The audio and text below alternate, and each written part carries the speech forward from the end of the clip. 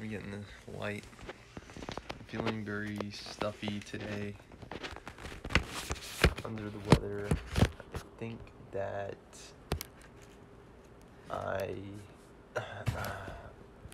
it's a constant process. Try to find the right angle. I think that I'm sick. Yeah, I think it's just a cold or something. I just feel stuffy.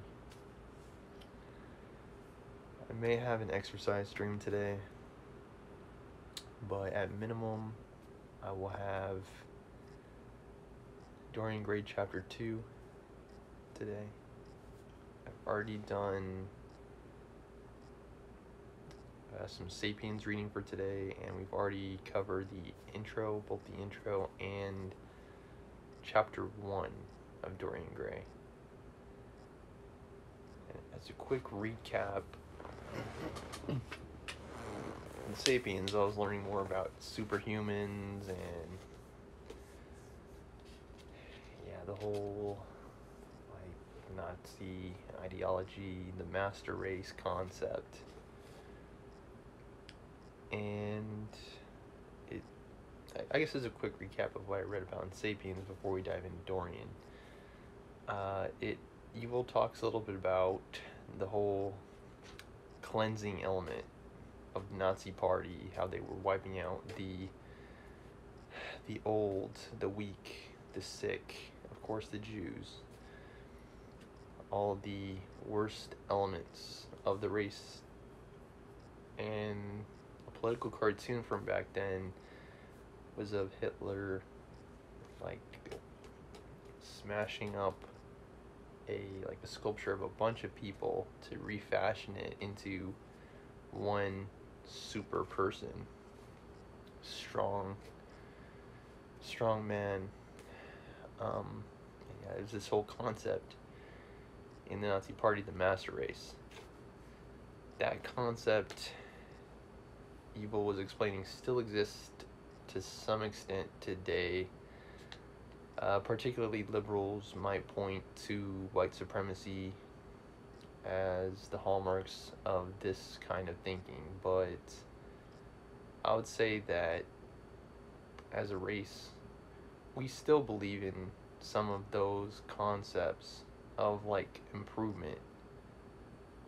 Somewhere in the writing, in the text in Sapiens, was life is struggle. And it's it goes right back to Darwin. It's the best survive, thrive. And I think that people still think that way. It's like Yuval was putting it, it's we're not necessarily trying to cull or eliminate the weak anymore. To improve the race, we're trying to do what we can using science, technology, and medicine to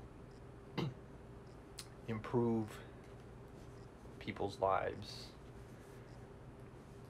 Myself, I've been a teacher, so education is one of those tools. But genetic engineering is another way that could be accomplished. And people do it all the time. It's the strongest, the smartest, the funniest are chosen to pass on. Yeah, and I don't know, I'll keep reading about it. But anyway, back to Dorian Gray. Dorian Gray, the first chapter was talking about, sorry guys for how I'm talking, my nose is still mega stuffy. Basil Hallward is the character that's introduced, and he's talking about Dorian Gray. Dorian is his muse, his inspiration, his hopes, his reason, his love interest, but also his reason for creating things. And Lord Henry's asking him about him, asking Basil about Dorian. And where we left off yesterday, Basil's reluctant to introduce the two because, in my belief,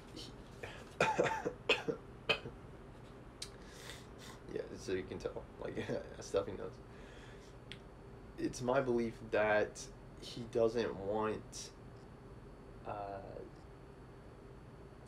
Lord Henry influencing Dorian and making him less attractive to Basil as a result.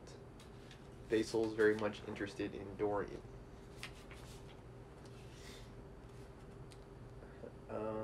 Lord Henry doesn't think the same way.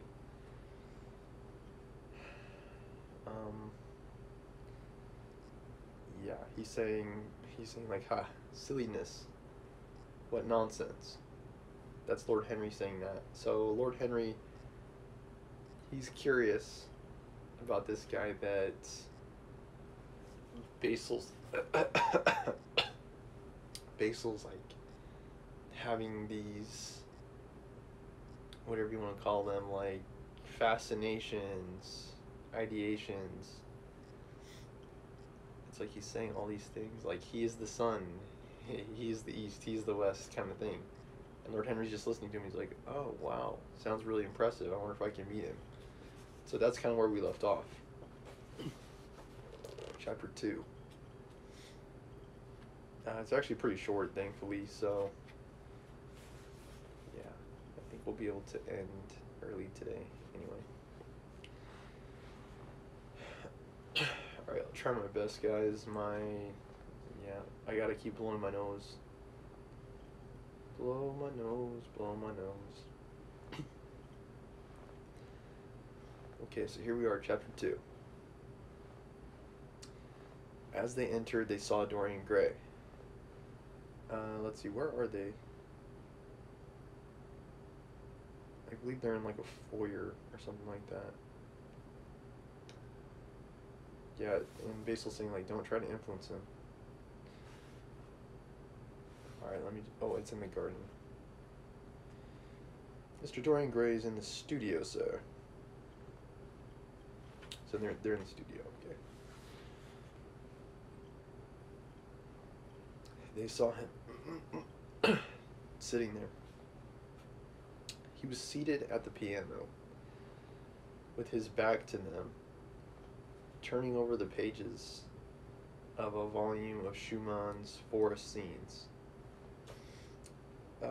Forest Scenes, it's a romantic composer Robert Schumann's evocative 1848 piano piece, Waldsman, Op. 82.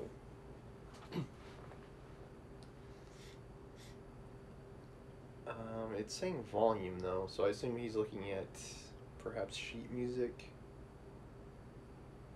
or something. Yeah, it's referring to a piano piece, so I assume it's perhaps the notes on the staff that he's looking at.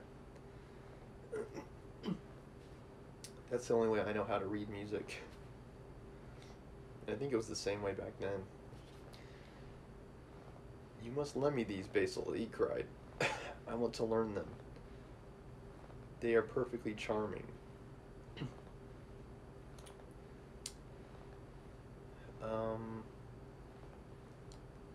Yeah, I want to learn them. Which implies that Dorian he's a piano player, right? He's able to read and understand the music. He's showing curiosity about the piano piece. That entirely depends on how you sit today, Dorian. Oh. I am tired of sitting, and I don't want a life-size portrait of myself. Answered the lad, swinging around on the music stool in a willful, petulant manner. He's not very vain. I guess he doesn't need to see his own image. Dorian doesn't. When he caught sight of Lord Henry, a faint blush colored his cheeks for a moment, and he started up. I beg your pardon, Basil, but I didn't know you had anyone with you. Ooh la la. We might have a love triangle here, guys. Alright, I gotta blow my nose real quick, guys, but I'll have a brief assessment before we continue. Be right back. See how Lord Henry and Dorian interact.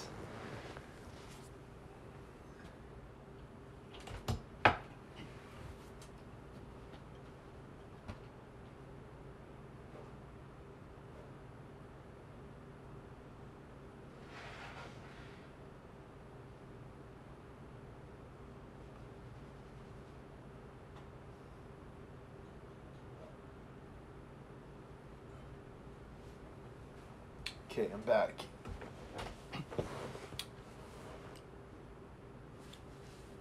Okay. You got a Kleenex here, the brand name tissue, as it's called, facial tissue. Just in case I need to blow my nose again, which I'll probably need to. Okay. Dorian. Yeah, so now he's just met Lord Henry. And Lord Henry and Basil in the first chapter, I think it's alluded to that they're both friendly acquaintances, good friends. I don't think we're led to believe that it's more than that. Dorian is certainly the source of Basil's affection based on the explanation that Basil's given in the first chapter. So yeah, so much so that he wants to kind of keep Dorian to himself. He doesn't want to show the painting. He doesn't want Lord Henry to meet Dorian. It's like he wants to keep it all to himself. And I kind of made the comparison yesterday to Helga's Arnold shrine, where she like pulls apart the curtains and she can see like Arnold's face there, and it's got the candles. Like, that's how I kind of see Basil's affections for Dorian.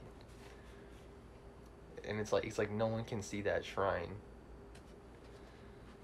And yeah, kind of, if you look at Helga's character, it's kind of the same kind of effect. She like has like a mini panic attack anytime someone gets close to finding out about her affections for Arnold. And it seems like Basil for Dorian's kind of the same way. It's like he doesn't want anyone to know. He likes secrets too. Just already heard about that. This is Lord Henry Wotton Dorian, an old Oxford friend of mine. Yeah, guys, sorry in advance. I'll try to be as expressive when I read as possible. It's going to be a little bit hard with how my nose is right now. It's like... This is Lord Henry Wotton Dorian, an old Oxford friend of mine. I've just been telling him what a capital sitter you were, and now you've spoiled everything. This could be one of those things, too, where it's like people behave differently based on who they perceive as in their audience. You may act more nervous around someone you're physically attracted to, for example. Whereas when you're just like hanging with the boys, you may be more like relaxed. It may be easier for you to just be yourself. And I think that's kind of like what we're seeing here with Dorian, Basil, and Lord Henry. It's like Basil's kind of teasing. He's like, "Hey, you were such a good subject before." And Dorian's a little. You could tell with the blush and with the statement that he made that he's changing how he's acting because he's in the presence of Lord Henry now. He may have affections for Lord Henry, and he has to create a love triangle. Basil loves Dorian, Dorian loves Lord Henry.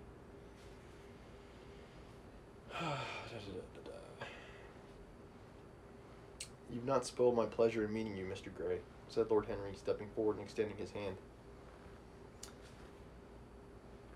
My aunt has often spoken to me about you, and based on what we've already what's already been explained about that in the first chapter. She didn't really have. She didn't really flatter him all that much, right? Let's see if I can find it again.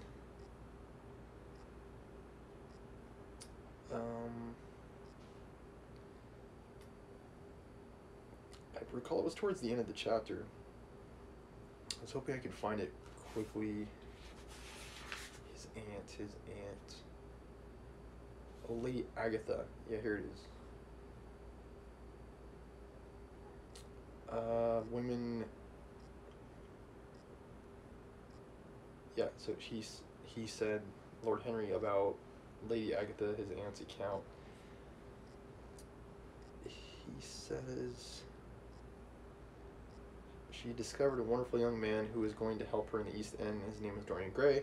I am bound to state that she never told me he was good looking. Women have no appreciation of good looks. At least good women have not. She said that he was very earnest and had a beautiful nature. I once pictured to myself a creature with spectacles and lank hair, horribly freckled and trampling about in huge feet. I wish I had known it was your friend. So, the aunt's not making it seem like Dorian Gray's all that attractive. She's more talking about his character, which implies in turn that Dorian is someone who is more attractive to some types of men than other types of women, which is pretty interesting in of itself. It's like I referred to it as yesterday. It's like a man's man. Like, men love him. Women, I don't know, they might have a conversation with him, but they don't see more than that.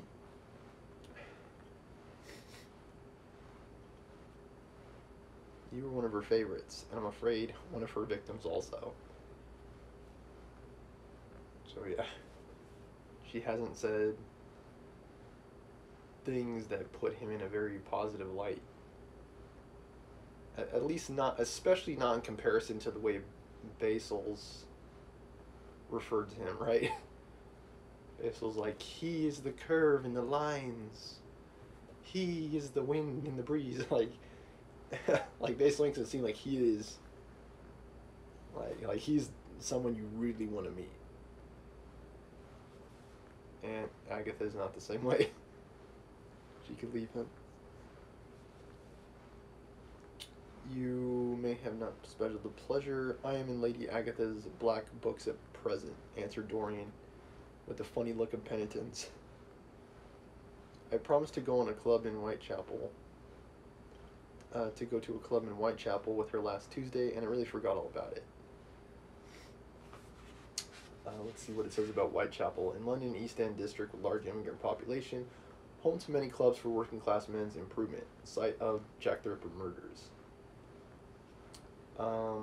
Yeah. So this is the place where, like almost like a shopping district, I would think. Like it's a place where there